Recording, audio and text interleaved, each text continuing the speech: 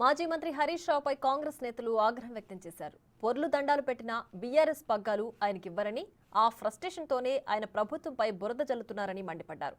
హరీష్ రావు త్వరలోనే బీజేపీలోకి వెళతారని ప్రభుత్వ విప్ బీర్ల ఐలయ్య అన్నారు.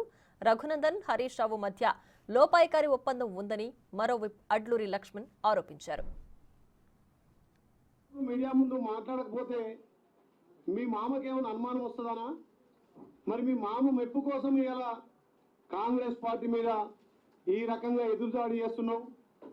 మొన్న జరిగినటువంటి ఎలక్షన్లలో, అసెంబ్లీ ఎలక్షన్లో తెలంగాణ ప్రజలు మీకు బుద్ధి చెప్పి ప్రతిపక్ష హోదా ఇస్తే కూడా ప్రతిపక్షంలో ఉండి ప్రభుత్వానికి సూచనలు సలహాలు ఇచ్చి మీరు ప్రభుత్వానికి సహకరించేది పోయి 10 ఏళ్ళు దోచుకున్న సొమ్మును గౌరవ ముఖ్యమంత్రి రేవంత్ రెడ్డి గారు అసెంబ్లీలో మీ అందరి ముందే ఒక్కొక్క శాఖ మీద శ్వేతపత్రం ఇచ్చి మీకు చూపించడానికి మీకు సిగ్గొస్తలేదు.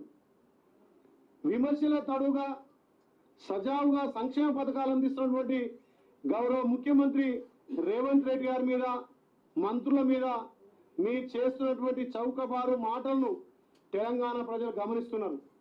బీజేపీ పార్టీకి మీరు బతుకుండి ఆ పార్టీని బతికియడానికి మీరు అవయవదానం చేస్తే బీజేపీ పార్టీకి ఆ సీట్లు వచ్చినాయి. కేసీఆర్ కానీ, మీ బావమర్ది కేటీఆర్ కానీ, బీఆర్ఎస్ టీఆర్ఎస్ పార్టీ నాయకత్వంలో మాజీ మంత్రులుగా పనిచేసిన వాళ్ళు కానీ, ఉద్యమంలో టీఆర్ఎస్ పార్టీ బీఆర్ఎస్ పార్టీ నాయకులుగా పనిచేసిన వాళ్ళు ఎందుకు వచ్చి బయటకు వచ్చి మాట్లాడతలేరు? పార్లమెంటుకి ఎన్నికల్లో పుట ఎవరి పార్లమెంట్ నియోజకవర్గంలో పుట వారు 3వ స్థానం వేయడానికి ఎందుకు కారణమైంది? దానివల్ల ఏ కారణం వల్ల 3వ స్థానంలో బీఆర్ఎస్ పార్టీ టీఆర్ఎస్ పార్టీ పోయిందనే విషయం ఎప్పుడైనా ఒక్క నాయకుడు అని వచ్చి మాట్లాడినాడా? ఇలా హరీష్ రావు ఎందుకు మాట్లాడుతుందంటే ఈయంత టీఆర్ఎస్ పార్టీ ఈయంత బీఆర్ఎస్ పార్టీ మొత్తం కనుమరుగు అయిపోతుంది.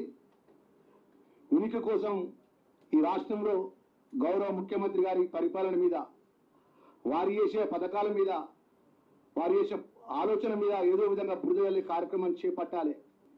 అబద్ధాన్ని నిజాన్ని చేసే విధంగా మాటకారున్నటువంటి హరీష్ రావు ఈరోజు ఏం మాట్లాడుతున్నావు ఒకసారి ఆలోచన చేయను.